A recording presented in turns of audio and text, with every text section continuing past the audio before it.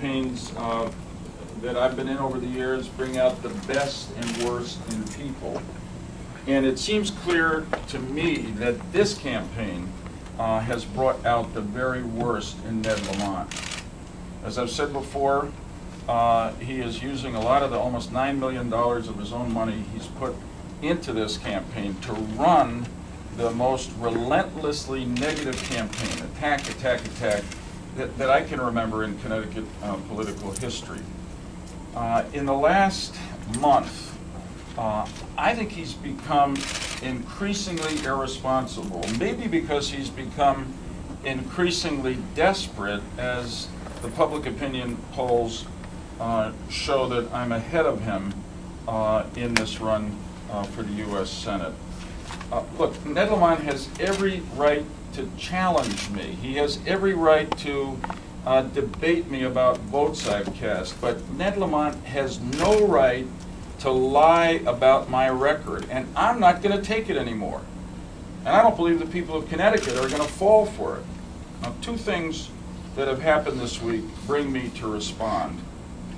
Earlier this week, I learned that Ned Lamont has mailed out a flyer, presumably to tens of thousands of people, mostly senior citizens, I assume, that not only lies about my position on Social Security privatization, but goes so far as to attack me for being, and I quote, George Bush's point person on Social Security privatization.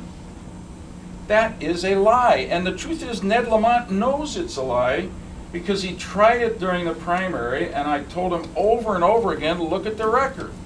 Look at the voting record. Look at the letters that I signed. Every time George Bush, since he's been president, has brought up Social Security privatization, I've said no, I don't believe in it. It's wrong. And he knows that. I joined with 41 other Democratic senators in signing a letter last year clearly expressing my opposition to it. What brings me before you this afternoon is that earlier this afternoon I learned that Lamont had convened a press conference where he and a group of his political supporters attacked me for apparently making up stories about my involvement in the civil rights movement. Well, that's really outrageous. And of course, it's a lie. Here's the flyer. And it says, our research indicates, it's in the form of a letter to me, that there's no evidence of you taking any action that could be described as initiative to remove the shackles of second-class citizenship for African Americans. That's simply outrageous.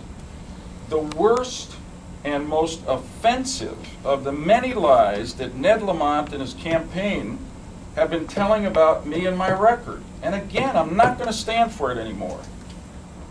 The fact is that I did march with Dr. Martin Luther King in Washington in August of 1963. I had the great personal honor of standing there at the foot of the Lincoln Memorial to hear Dr. King give the I Have a Dream speech. I led a group of Yale students to Mississippi in the fall of 1963 to participate in a freedom vote campaign to try to get the right to vote for people in Mississippi regardless of their color. Those are facts. Why would they say something this outrageous?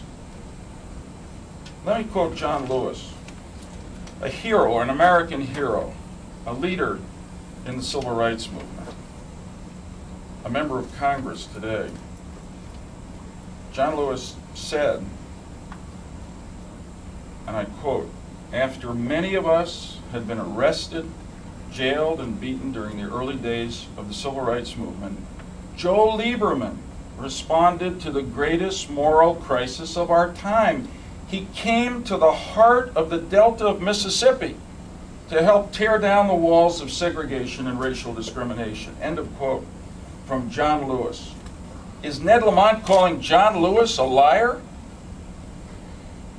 What this shows more than anything to date is that Ned Lamont will say and do literally anything to get elected to the United States Senate. no matter how false. Every voter in Connecticut should take a hard look at Ned's conduct and ask whether this is a man that they can trust to do what's right, to tell the truth. The people of Connecticut deserve better than this, better than attack politics, partisanship, divisiveness, lies, distortions. I repeat again what is one of the central choices the voters have to make. The last thing the United States Senate needs is another partisan attack dog like Ned Lamont. He will just contribute to the gridlock that stops the Senate from getting anything done for the American people. We've had enough finger pointing and dirty tricks in our politics, and frankly enough lying. I believe the people of Connecticut deserve better than this. I have always tried to give it to them. I don't claim perfection, but I've tried my best to deliver for the people who've been good enough to give me the privilege to serve them over 18 years. And I'm not going to allow Ned Lamont to come along and distort my record on something as basic as my commitment to civil rights, which began in the 60s. There are many others who contributed and risked much more than I did. I never put a medal on myself. But was I there?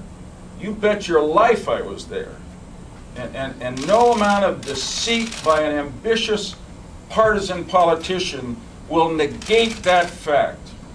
And during the 70s, as a state senator, during the time I was Attorney General, and in my time in the United States Senate, I have fought for equal opportunity. I've fought against discrimination based on race, gender, sexual orientation. I have not hesitated to do what I thought was right, even when it was controversial and unpopular. I've been endorsed by the Human Rights Campaign Fund, advocacy group for gay and lesbian Americans. That's at the frontier of the civil rights movement today. Look at the voting ratings that I get from the Leadership Conference on Civil Rights, and you'll see the facts of what my record was. But to say that I wasn't in Mississippi or I didn't participate in the civil rights movement is just an outrageous lie.